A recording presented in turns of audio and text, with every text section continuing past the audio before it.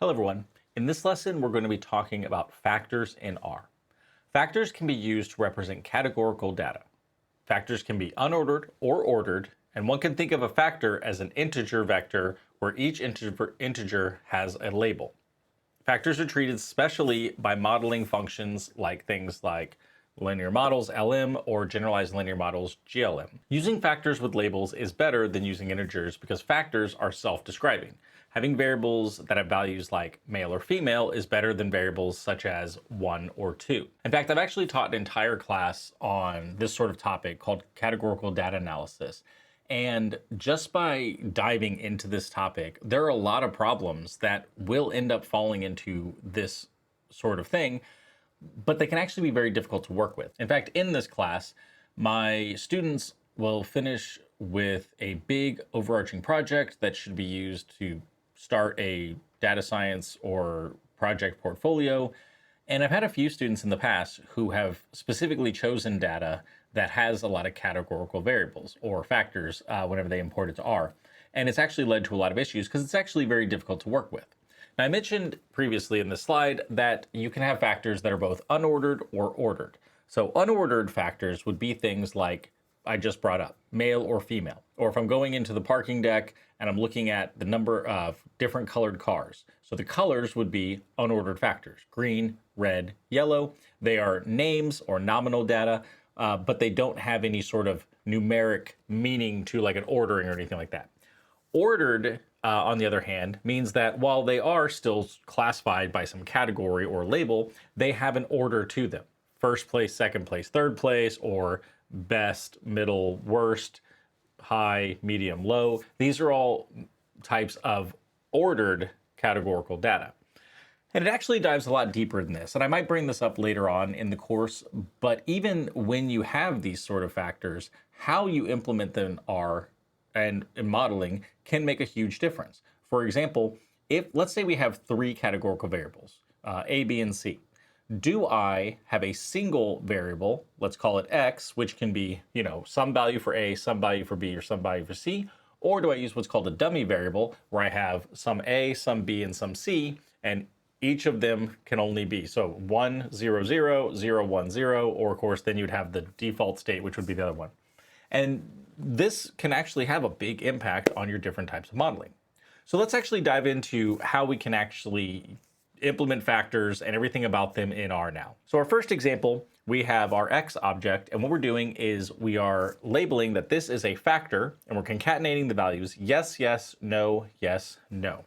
So let's do that. And you can see the output of this. We have yes, yes, no, and our levels are no and yes. So if I were to run a table, so I do table, and what it's going to do is it's going to output this as a table where you can see that we have the outcomes no, and we've got 2 of them, and we have the outcomes yes, and we have 3 of those responses. By the way, this table command is great for if you're trying to create a confusion matrix, things like that. If we wanted to strip out the class, we can use the unclass function. So unclass X, this will actually pull out that class attribute, and you will see that our unclassed data is 2, 2, 1, 2, 1. So it's treating it as numerical values, 2 being no, 1 being yes. You'll notice when we did that example though, it had the order as no and yes.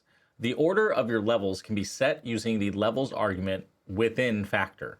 And this can be important in linear modeling because the first level is often used as your base level. I say often because it's not always true. For example, if I have 3 classes, A, B, and C, in R, it will treat A as your base class that everything else is compared to.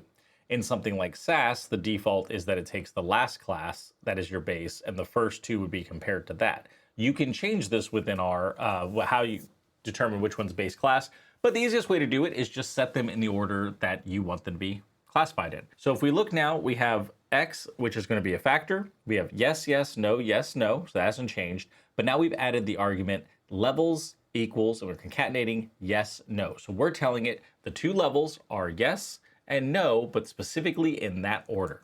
So let's run that and see what happens. Now you'll see that it is giving us yes, no. In fact, I'm going to actually put this into a table again. And you'll see instead of having no, yes, 2, 3, we have yes, which has 3 outcomes, and no, which has 2. So by using the levels attribute, we've set our levels in the order that we want instead of just relying on R to default to whatever it wants. R's default is that it's going to put it in alphabetical order. So no, N comes before yes, Y. So therefore, by default, if you don't tell what levels to do, it will put N before Y. Let's just do question mark, and we're going to do factor, and we'll see exactly what our documentation tells us. Looking at the documentation, you can see factor. X is equal to character. That is going to be the different data you're actually putting in, things like yes or no. We've got levels, which is what we just talked about. You can also do labels equals to levels, that being the default. You have the command ordered, where you can take your factor and set it as an ordered factor, where there is some meaning or ordering to it, not just label. We can check whether something is a factor using is.factor on whatever that x value is, or whatever the x values are. Is.ordered, you can check whether it's an ordered factored list. You can do as.factor or as.ordered to coerce them into being an unordered factor or an ordered factor. You can also use things like add na, x. If any equals false, this means that you just won't change it. If it does, things like that. So you'll only add NA level if it's used. So some common misconceptions. Beginners frequently treat factors as a simple character text vector with built-in grouping, right? And you saw when I did table, it didn't put yes, yes, no, yes, no. It did, here are the yeses, here are the nos, here's how many there are. So it grouped them. This can be a dangerous mental model, though, for computational statisticians, because under the hood, the factor is strictly an integer vector. That is 1, 2, 2, 1, 2, something like that. That has a character label attribute that is associated with each of those integers based on levels. So that's really all that R is seeing. R is seeing an integer vector where you have levels that adds a label to each of those values in your vector of integers. Now, why does R do this? This is for memory efficiency. So storing repetitive text strings, things like control or treatment, over millions of rows can be computationally very expensive. So what it does instead is it stores it as ones and twos. So you have 1, 1, 2, 2, 1, 2, stuff like that. And it then just has to map that tiny metadata lookup index to that factored list. And this actually saves a lot of computational resources whenever you're actually using this sort of stuff. The integer underlying structure is how R's design matrix engine actually can automatically handle dummy coding, contrast matrices, or reference levels during regression modeling. So whenever it's doing this sort of stuff, this is actually how it sees it. It sees it as this integer vector, and then they have this metadata, which is much smaller. Instead of having a bunch of different labels, it just actually has, if it's 1, it's this label. If it's 2, it's this label. If it's 3, it's this label. And then instead of having to keep track of all that, it can just do it whenever it's needed for things like linear models, LM, or generalized linear models, GLM. Let's do another example to look at the behavior of these factors. So first thing we're gonna do is we're gonna create an object called vec_char, so character vector, where it's going to be low, high, medium, low. So in this case, just like before, we have some named entries, right? Low, high, medium, whatever this is referring to. Now what we're gonna do is we're gonna turn this into a factor, so factor, by using factor on this original vector. Okay, so now if I were to look at my original vector, you will see that it is just the list of those 4 things, low, high, medium, low. If I were to run or look at my vec factor, now you'll see that it's low, high, medium, low, and it has levels high, low, medium. Notice the ordering that it did, high, low, medium. Again, because this does alphabetical. H comes before L comes before M, and I did not specify the levels, so it put it in whatever order it did by alphabetical order of the first letter of each of those levels. If we do unclass, you will see that this would change this factored vector into 2, 1, 3, 2. 2 would be the outcome for low, because that's our second class. You have 1 for the second thing, which is high, because that's our first class. You have 3 for the third place, because that's the third class, and then 2, so the second class. When we unclass it, you can see that it's 2, 1, 3, 2, because of the ordering it did by the classes, right? Because remember, it's high, low, medium. If we were to try to do as.numeric on our vector, what would happen is you will see that we will just get a bunch of NAs, and it says NAs introduced by coercion. So even though I've just shown you that this in fact can be viewed as numeric values representing the level 1, level 2, level 3, if you actually wanted to implement something like this on the original character vector, what you would have to do is you'd have to do as.numeric and then do it on the factor, because that's how it can actually figure out what the factors are as parts of those levels. So if you do that, notice that it will in fact give us the integer values 2, 1, 3, 2. And also that there is no warning associated with this, unlike the prior one where it's introduced NAs into our output. Because factors are integer indices, the first level 1 is treated as our baseline or our reference group for our standard regression models. Alphabetical assignment is rarely what you are looking for in analysis. For example, high being the baseline before low or medium because it comes first alphabetically. So what we'll do is we'll use the levels argument or relevel to explicitly establish control groups and prevent garbage dummy variable outputs. Okay, so again, we're going to go back to another example. In this one, we have the object f trapped, and this will be factor concatenate low, high, medium. So just like before, we have created a factor which is made up of low, high, medium, but if we look at it, it's going to reorder it into high, low, medium. So what we're going to do is we're going to use the levels command on that f underscore trapped, and this is going to tell us that our levels are high, low, medium. We don't want that, right? Because that doesn't really make sense. When I'm looking at something and I want a baseline, I generally want it to be low, medium, high. Or if I am using high as my baseline, then I would expect it to be high, medium, low. Wouldn't expect just some random order, because then the comparison really doesn't make any sense whenever I'm actually analyzing using these factors. So what we're going to do is we're going to take our f ordered and we're going to do factored, and this is going to be, again, same data, low, high, medium, except for now what we're going to do is we're going to set our levels to low, medium, high. So now when we do this, we are going to have the order that makes sense for us, low, medium, high. Now if we run our levels, you'll see that it's in the order that we want, low, medium, high. Now one thing I want to note here is when you tell R to run a regression on text data, it silently is going to cast it to a factor first.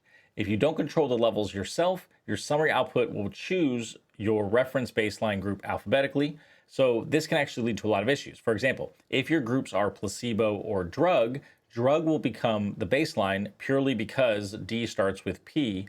But always, a lot of times, we're going to want our other group to be the baseline. So this is something you do need to keep track of when you are working with factors. Next, I want to revisit our missing values. Now that we've looked at all sorts of things with data and putting data into different types of objects, what about missing data?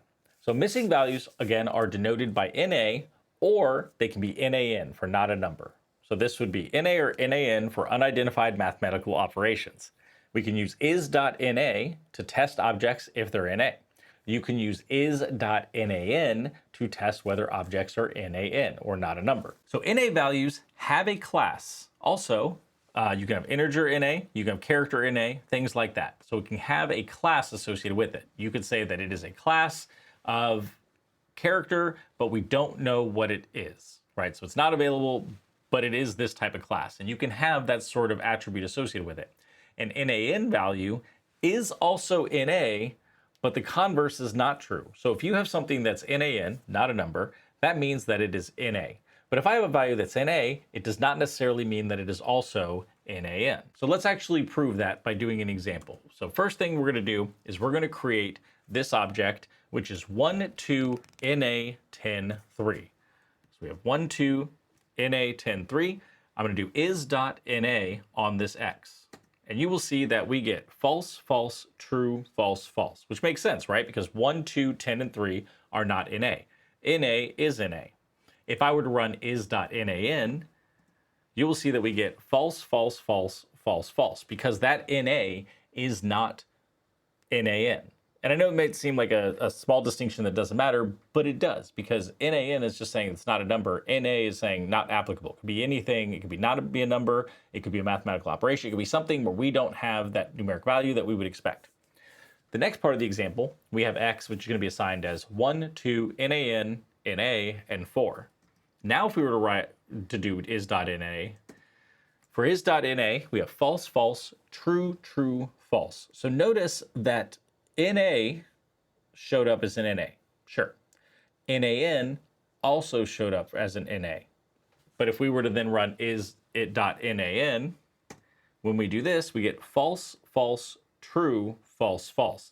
Notice that the na shows up as true, whereas in the nan shows up as false because nan is part of na, but it is not necessarily na itself, right? So you can think of it as it's one-way street.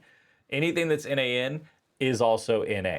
Anything that's na can be nan, but it's not necessarily, so it'll always give us a false. So we're gonna stop here for this lesson, and then when we come back, we're gonna jump in to doing data frames and finishing up this section all about data in R. Thank you for watching. To continue learning, click the linked video here for the next lesson.